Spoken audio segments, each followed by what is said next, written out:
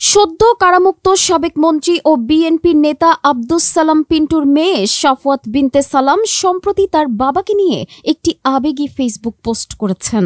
ইতিমধ্যে সেই লেখাটি ফেসবুকে ব্যাপক ভাইরাল হয়েছে। কি লিখেছেন সেই লেখায় বিএনপির বর্তমান প্রচার সম্পাদক ও সাবেক তুখোর ছাত্রনেতা সুলতান সালাউদ্দিন টুকুর ভাতিজি? সেটি থাকছে আজকে আমাদের এই আয়োজনে। রাজনৈতিক অঙ্গনের নানা ইতিহাস ও তথ্য পেতে আমাদের চ্যানেলটি সাবস্ক্রাইব করে বেল বাটনটি প্রেস করে রাখুন। তিনি লিখেন, আমার আব্বুর প্রতি আমার অনেক রাগ। আমার ছোটবেলা থেকেই বাবার প্রতি অনেক রাগ। এই রাগের শুরু আমার মায়ের কষ্ট দেখে। আমার বাবা যখন মন্ত্রী ছিলেন তখনও আমার জীবনটা অন্য সবার মতো সহজ ছিল না। আম্মু আমাদের জন্য রাজা সিটি বাসের 10 টাকার টিকিটের বান্ডিল কিনে রাখতেন। আমি আর আমার বড় বোন সকালে বাসে করে আরামবাগ নামতাম, তারপর 20 টাকার রিক্সা ভাড়া দিয়ে স্কুলে যেতাম, মাঝে মধ্যে হেঁটে যেতাম। আমার বাবা মন্ত্রী হিসেবে সরকার থেকে 2টি গাড়ি পেয়েছিলেন। একটি তিনি নিজে ব্যবহার করতেন আর অন্যটি বেশিরভাগ সময় ব্যবহারই করা হতো না, কারণ তেলের খরচ বাবদ টাকা লাগবে। লোকজন বলতো মন্ত্রীর মেয়ে হয়েও সরকারি স্কুলে পড়ে। পরবর্তীতে আমাদের ভিকারুন্নেসা নুন স্কুলে ভর্তি করানো হলেও 3 মাসের বেশি সেই খরচ বহন করা সম্ভব হয়নি। তাই আবার আমরা আগের স্কুলে ফিরে আসি। আমার বাবা ছিলেন শিক্ষা, শিল্প ও তথ্য মন্ত্রণালয়ের উপমন্ত্রী। শুনেছি তখন একটি বড় কোম্পানি তাকে 30% শেয়ার দিতে চেয়েছিল, কিন্তু তিনি তা নেননি। এমনকি আমাদের জন্য 2টি ফ্ল্যাট দেওয়ার প্রস্তাবও তিনি ফিরিয়ে দিয়েছিলেন। আজকে যখন ভাবি তখনও বাবার সিদ্ধান্তগুলো বুঝতে কষ্ট হয়। বাবা যখন জেলে গেলেন আমরা তখন খুব ছোট। আমার বোনের সামনে এসএসসি পরীক্ষা, আর আমি মাত্র ক্লাস 7-এ উঠেছি। মা আমাদের নিয়ে সরকারি কোয়ার্টারে উঠলেন, কারণ আমাদের থাকার আর কোনো জায়গা ছিল না। বাবার মন্ত্রী থাকাকালীন তিনি আমাদের জন্য কিছুই রেখে যেতে পারেননি, এমনকি একটা বাসাও না। আমার মা ছিলেন একজন সংগ্রামী মানুষ। তিনি একা আমাদের 2 বোনকে বড় করেছেন।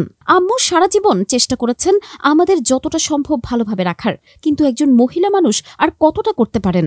বাবার অনুপস্থিতিতে তিনি বদলি হয়ে এক জায়গা থেকে আরেক জায়গায় ঘুরেছেন। এমনকি তাকে নিয়মিত অপমান করা হয়েছে। শেষ পর্যন্ত তাকে এমনভাবে সাসপেন্ড করা হয় যাতে তিনি তার পেনশন ফান্ডটুকুও না পান। আইসিটি মামলা করা হয় আম্মুর নামে। এমনও ঈদ গিয়েছে যেখানে বাবা জেলে আর মা পলাতক। ঈদ আর জামাতও বাদই দিলাম, সেমাইটাও কপালে জোটে নাই। আমরা দীর্ঘ 16 বছর একটি কলোনির বাসায় থেকেছি। সেই বাসাটিকেও আমাদের কাছ থেকে কেড়ে নেওয়ার জন্য মামলা করা হয়েছিল। আমি এখনো মনে করতে পারি এসএসসি পরীক্ষার সময় ভয় পেতাম। পরীক্ষার পর বাড়ি ফিরে যদি দেখি মা রাস্তার ধারে বসে আছেন বাক্স পেটরা নিয়ে, এমন ভয় নিয়ে আমি কিভাবে পড়তাম? এই সময়গুলোতে বাবার প্রতি রাগ আরও বাড়ত।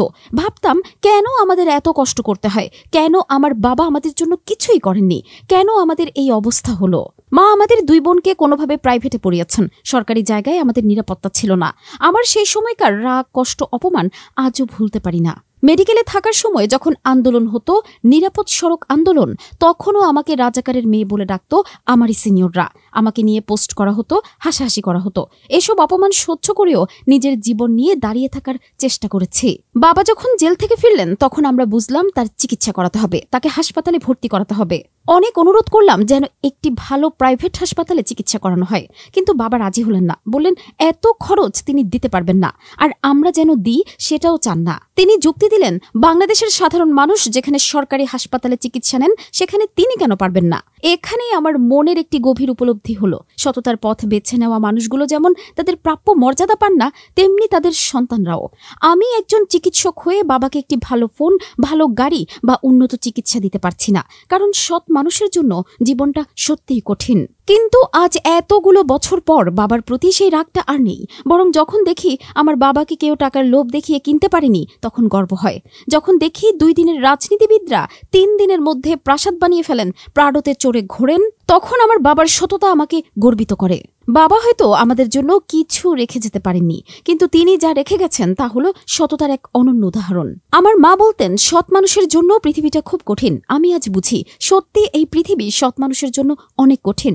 অসাধারণ হওয়ায় কোনো মহত্ব নেই। সাধারণ মানুষের মাঝে অসাধারণ হয়ে উঠতেই আসল গৌরব। আমার বাবা সেটাই শিখিয়ে গেছেন। সততার পথ বেছে নেওয়া কঠিন, কিন্তু এর গৌরব চিরস্থায়ী।